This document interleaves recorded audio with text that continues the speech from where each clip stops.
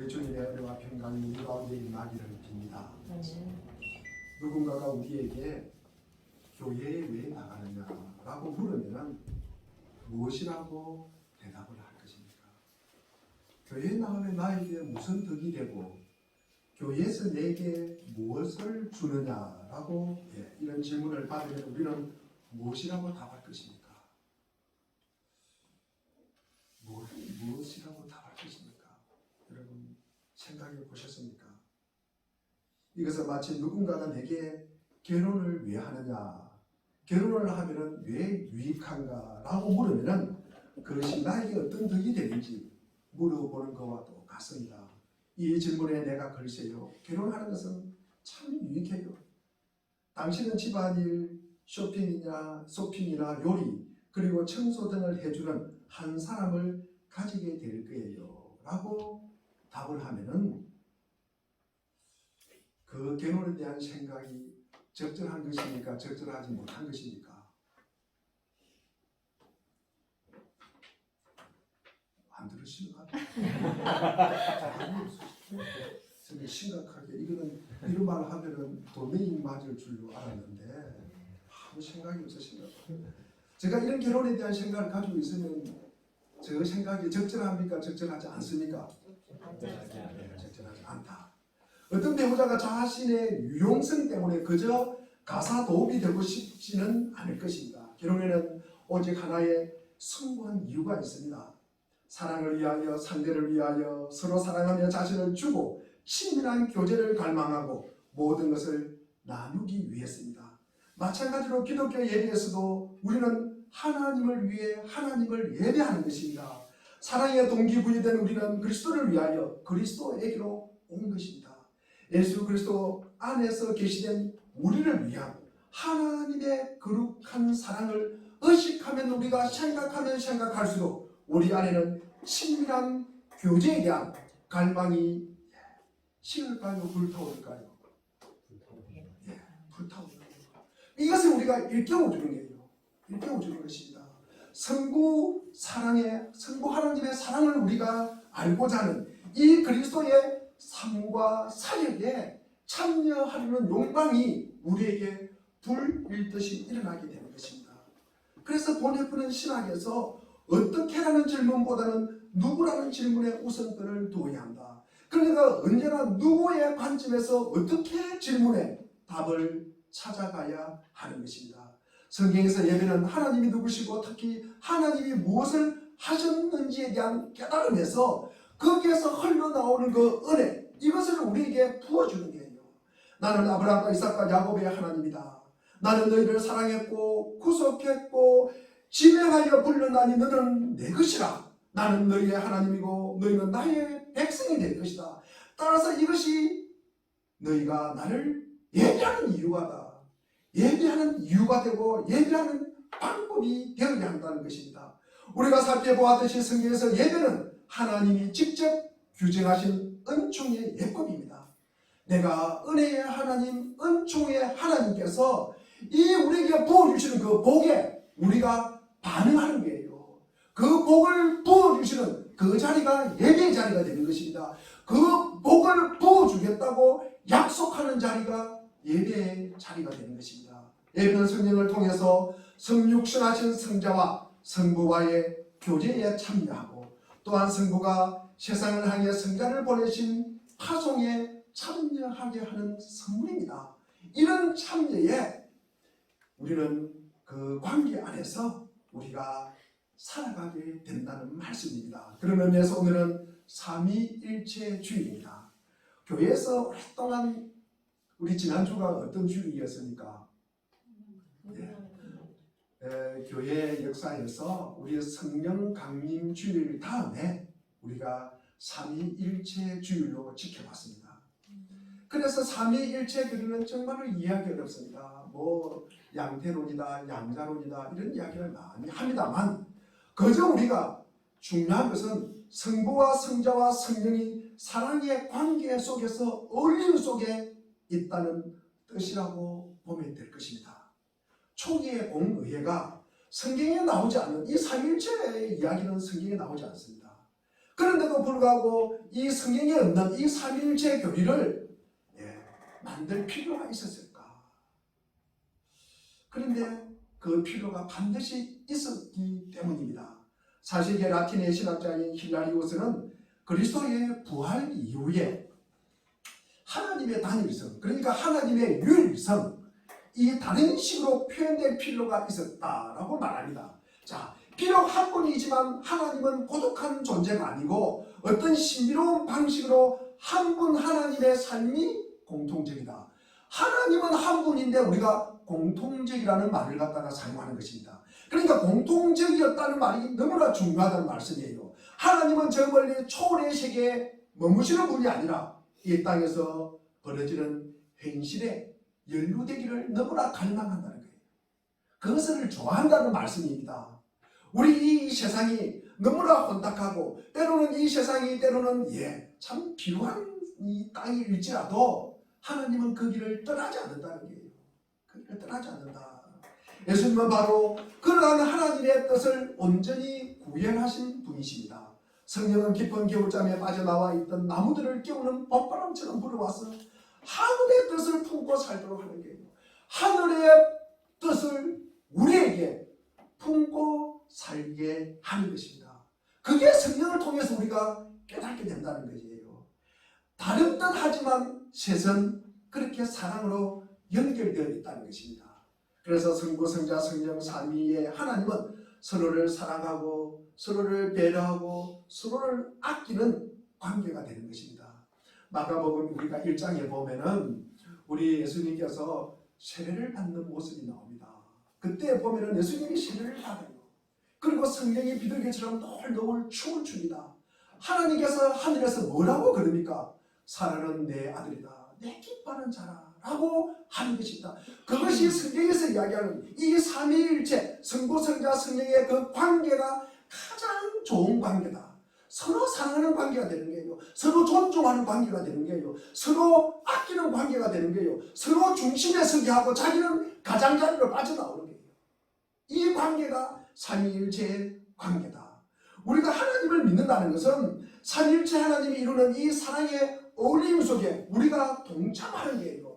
그 삼위일체의 관계의 모습 속에서 우리가 거기에 들어가는 거예요. 그 모습 안에서 우리는 관계를 이루면서 살아간다는 말씀입니다. 우리는 내 뜻을 이루기 위해서 하나님의 능력을 동원하는 것이 아니에요.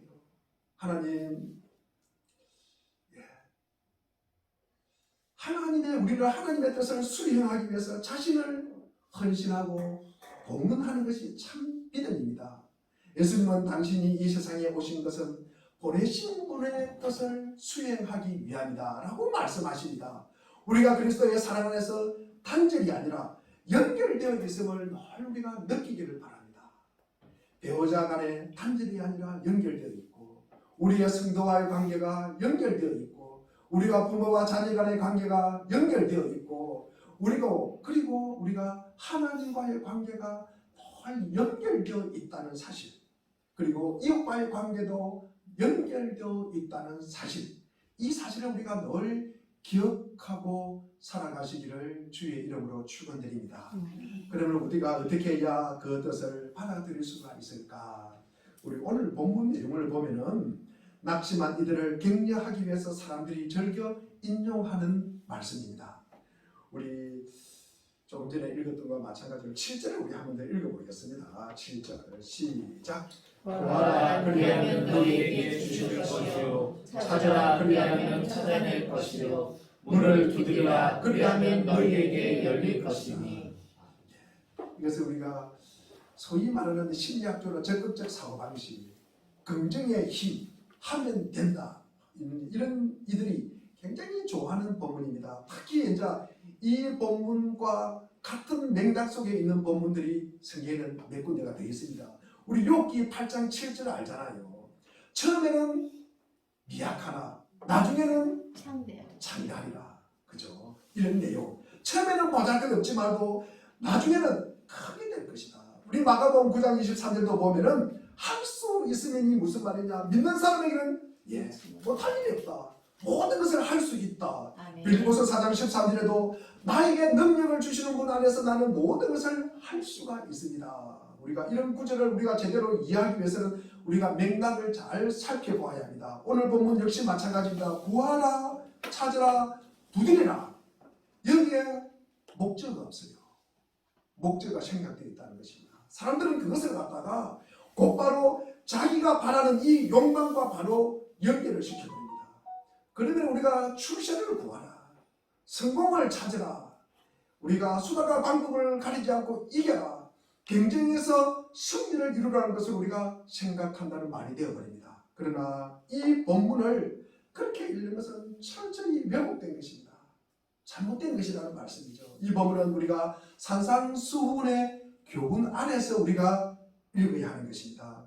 우리 마태복음 5장 20절에 보니까 내가 너희에게 말한다.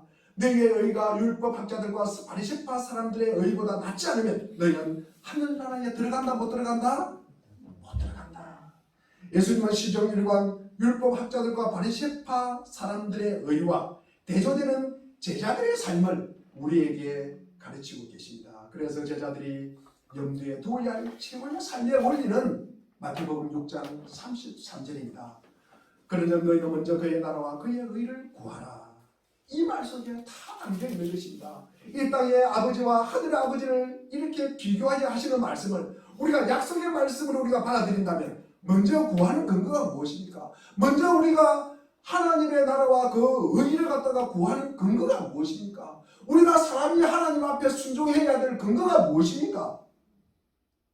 우리는 왜 하나님 앞에 순종합니까? 자, 여기서 우리는 하나님의 은혜를 기억하시기를 바랍니다. 우리에게 먼저 주시는 하나님의 은혜. 그래서 우리는 하나님의 은혜를 깨닫는 자가 먼저 그의 나라와 그의 의를, 하나님의 나라와 그의 의를 갖다가 구하게 되는 자가 되는 것입니다. 우리가 하나님의 은혜를 깨닫지 못한다, 하나님의 은혜를 전혀 없다, 그러면 우리는 하나님 앞에 나갈 수가 없는 것입니다. 하나님의 의, 그것은 뒷전으로 밀려가는 것입니다. 바로 이어 나오는 이 마태복음 우리 7장 1절에 남을 비판하지 말라는 가르침도 그런 맥락에서 우리는 보아야 하는 것입니다. 그 가르침은 이웃과의 관계에서 하나님 나라를 추구한다는 것이 무엇인지를 보여주고 있습니다. 그를 이렇다 저렇다 함부로 규정하나 정죄하지 말아야 합니다. 우리는 왜 이렇게 다른 사람을 정죄하기를 좋아합니까? 남이 이렇다 저렇다 판단하기를 좋아할까요? 그 남을 갖다가 판단하기 전에 그 판단하는 것 10분의 1만 나를 갖다가 판단하면은 나는 참으로 믿음 좋은 사람이 될 것입니다. 우리는 하나님의 판단에 맡겨야 하는 것입니다. 그렇다면 우리가 구하리라, 찾으라, 문을 두드리라 라는 이 명령의 목적가 무엇입니까? 하나님이에요.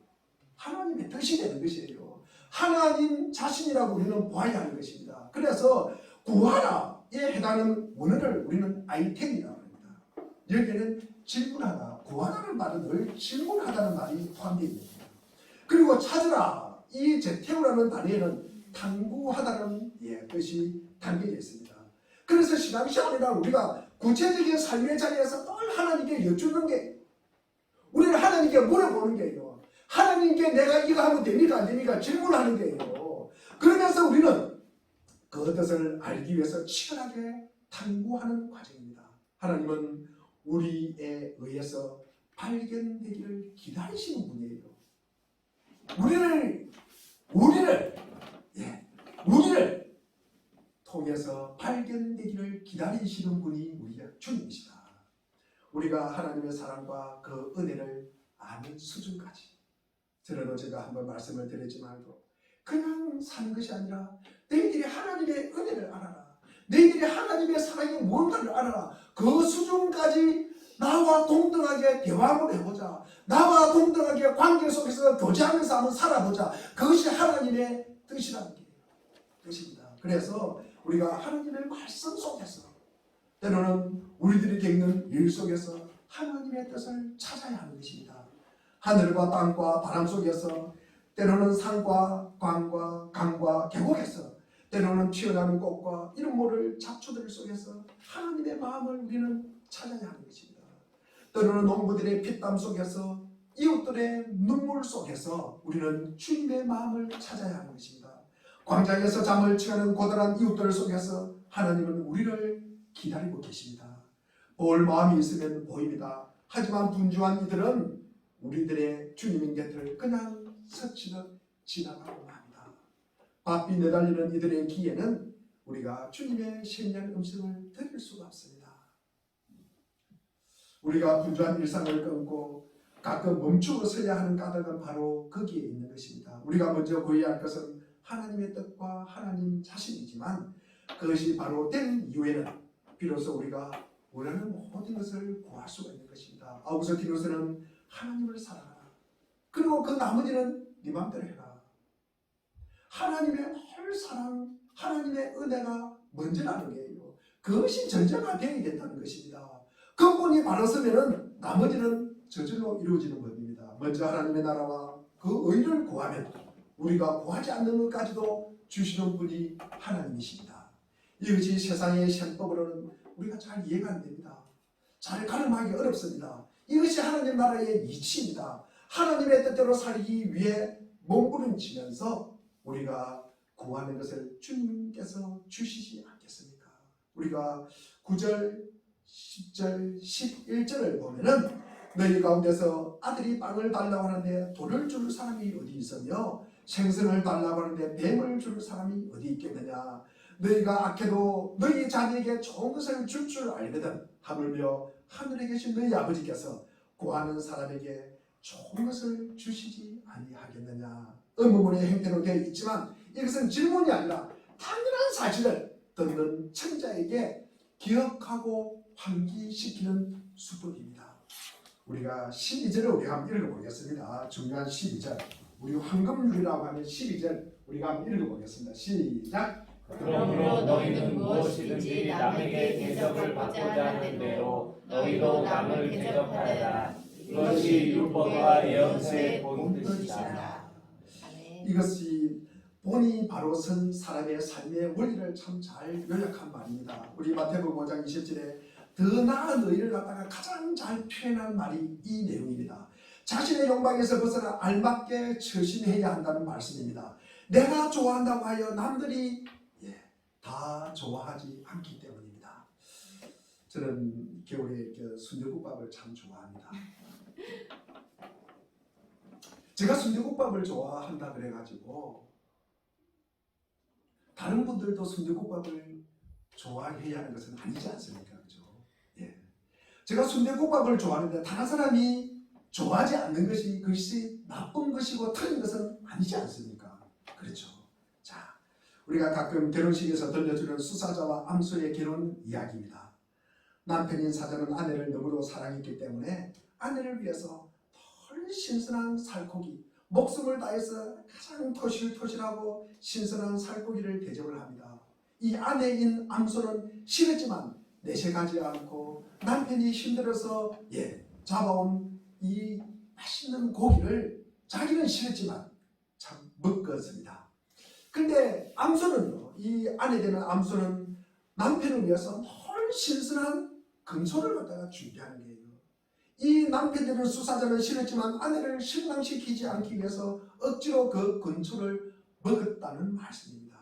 하지만 이런 일들이 계속 반복되면 둘은 함께 살기가 어렵다는 결론에 도달합니다. 둘은 여전히 사랑했지만 헤어지기로 마음을 먹었습니다. 헤어지면서 그들이 이렇게 말합니다. 나는 최선을 다했다. 나는 최선을 다했다.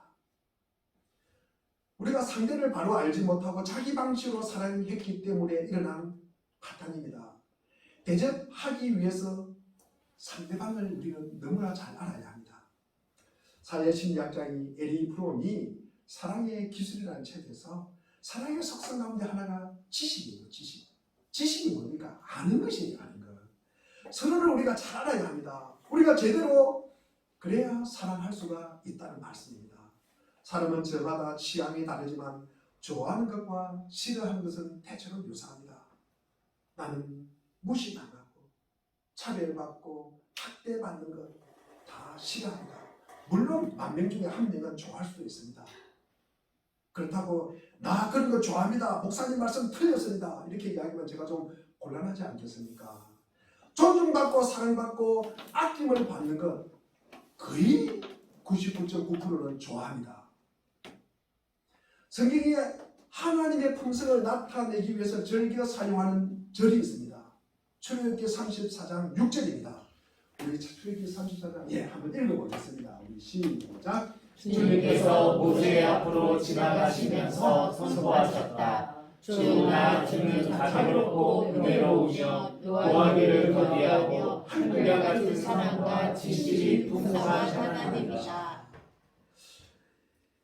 자비롭고 은혜롭고 노하기를 더디하고 인자와 진실하신 많으신 하나님. 우리가 하나님으로부터 그리고 타자로부터 우리가 받고 싶은 것이 바로 이것이 아닐까. 우리가 이런 생각을 해봅니다. 자비롭고 은혜롭고 노하기를 더디하고 인자와 진실이 많은 사람, 그런 사람이 되시기를 주의 이름으로 축원드립니다. 아멘. 2020년에 상영되었던 이 영화 이야기를 제가 하려고 합니다. 영화 제목은 담보입니다. 담보. 거기에 배우 성동일이가 나오고 하지원이, 김희원 이런 배우들이 나옵니다. 이들은 고리대금업자 밑에서 채무자를 협박하여 돈을 받아내는 채권 추심업자라 그러죠. 이런 사람들이다. 그러면서 생계를 이어가는 두석이 성동일. 어느 날 맹자에게 돈을 받으러 갑니다. 맹자는 한국에 일을 하러 온 조선족 여성입니다. 맹자 집에 그런데 맹자의 집에 쳐들어간 이 두석과 종배는 9살짜리 맹자의 딸 누구요? 성이라 그래요. 성이를 덜쳐입고 나옵니다. 돈을 갚을 때까지 딸을 담보로 잡고 있겠다는 것입니다. 여기저기서 돈을 빌리러 다니던 이 맹자는 불법 체류자로 신고되어서 이민국에 갇혀서 강제 출국을 기다리는 처지가 되었습니다. 두석은 맹자가 출국 관료소에서 억류되어 있다는 사실을 알게 되고 맹자는 두수에게 성의를 잘 맡아달라고 요구를 합니다. 그리고 반드시 돈을 벌어서 다시 오겠다는 말을 남긴 채 본국으로 추방이 되어버립니다. 얼떨결에 아이를 돌보게 된 두석과 종배의 이야기가 영화의 주 내용입니다. 천지난만한 성의를 돌보게 된 두석과 종배, 아이를 통해서 사실상 건달인 두 사람의 양심이 조금씩 살아나기 시작합니다. 그리고 아이를 제대로 키우기 위해 두 사람은 결국 건달들을 그만두게 됩니다. 성의를 통해서 두 사람은 아버지가 되어갑니다. 담보로 맡게 된 아이 성의는 두 사람의 잃어버린 어린 시절 부모에게 버림받았던 이 과거 자신의 상처를 치유해주는 보물이 되어갑니다. 에어컨을 갖다가 틀기 좋겠습니다. 좀 더운 것 같아요. 제가 목소리를 조금 높이겠습니다. 자, 그래서 이 영화 담보는 이렇게 부모가 무엇인지를 말해줍니다. 부모와 무관하게 살다가 부모와의 소중한 관계를 깨닫게 됩니다. 아이를 통해 달라진 것은 사실상 건달인 두석과 종배입니다. 부모는 아이를 양육한다고 말하지만 때로는 아이가 부모를 철들게 하는 게 깨닫게 하는 것입니다. 우리는 아이들을 통해서 진정한 부모가 되어가고 인간이 되어가는 거예요. 그러면서 희생과 사랑이 무엇인지를 배워가게 되는 것입니다. 아울러 우리는 자녀를 기르면서 하나님 아버지의 사랑도 알게 되는 것입니다. 빅토리 류고에 나오는 이 레미제라블, 여기서 주인공 장발장이 아이 팡틴을 통해서 새 사람이 되어가듯이 인생의 짐처럼 느껴졌던 존재가 은혜가 되는 그런 기적이 우리 삶에 일어나는 거예요. 이것이 짐이라고 생각했는데, 이것이 나를 갖다가 인생을 가로막고 이것이 나의 앞길을 가로막는 것이라고 생각했는데, 이것이 오히려 나에게 은혜가 되는 거예요. 이것이 나에게 하나님을 만나게 되는 계기가 된다는 말씀입니다. 그렇게 우리는 사람이 되어가고 성도가 되어가고 우리는 제자가 되어가고 때로는 부모가 되어가고 우리는 착한 선한 사마리아인이 되어가는 거예요. 세상의 모든 사람들은 누군가가 나를 사랑해달라고 발시름을 보내요. 나를 사랑해달라고 주파수를 갖다가 던진다는 말씀입니다. 누군가가 나를 좀 사랑해달라고. 그래서 우리는 날 좀 보소 날 좀 먹여달라고 노래를 부르는 거예요. 내 말 좀 들어보십시오. 내 말 좀 들어보십시오. 내 삶을 갖다가 책으로 매면 100분도 더 매겠습니다. 내 말 좀 들어보십시오. 이렇게 아우성칩니다. 그 발신음을 듣고 응답할 때 우리 사이에 관계가 맺어지는 게요. 그러면서 우리 마음에 평화가 임하는 것입니다. 들어만 주면 됩니다. 들어만 주면. 그런데 답을 주려고 해요. 답을 주려고 하니까 관계가 틀어지는 거예요. 내 문제도 제대로 해결하지 못하면서 자꾸 남의 문제에 하나님의 자리에 앉고 싶어하는 거예요. 하나님의 자리에 앉고 싶어하는 거예요. 우리는 그러지 말고 우리는 들어주면 됩니다. 들어주면 되는 거예요. 들어주는 데는 인내가 필요해요. 들어주는 데는 시간이 필요하다는 말씀입니다. 그렇게 사는 것, 즉 이웃들을 소중히 여기고 그들의 시간의 그늘을 모두 안아주려는 마음으로 사는 것이야말로 율법과 연설의 본뜻이다. 이것이 구약 성경이라는 말씀이에요. 이제 마지막으로 예수님은 제자들에게 좁은 문으로 들어가라고 권고하십니다.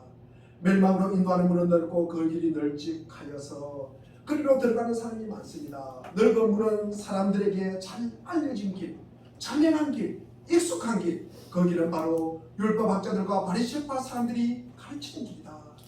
613개 율법 조문을 지키는 것으로 하나님의 뜻을 수행한다고 믿는 길입니다. 하지만 예수님은 달라요. 예수님은 좁은 길로 가라고 합니다. 그러니까 그 시대 사람들에게는 굉장히 낯선 길이에요. 그것은 철저하게 자기의 변화의 길입니다. 하나님의 마음과 깊은 일치를 이루는 길입니다. 그것은 섬김의 길이고 남을 위해 자기를 희생하는 길이에요. 하늘의 밀이 땅에 떨어져 썩어짐으로 생명을 풍성하게 하는 길이 되는 것입니다. 그 길은 더 높은 곳으로 인도하는 그 길이 아니라 저 낮은 곳으로 인도하는 길입니다. 예수님이 좁은 문으로 들어가라고 하신 것은 서민들의 일상적인 경험을 아마 반영한 것이 아닌가 이렇게 생각을 해봅니다. 서민들은요, 좀 달동네 사람들은요, 이게 뭡니까? 집과 집 사이가 탁탁탁 붙어가 있어요. 달동네에 큰 대로가 있습니까? 그렇지 않습니다. 여러분, 동네 사이에 연결해주는 이 들판과 언덕길이 좁은 길이에요.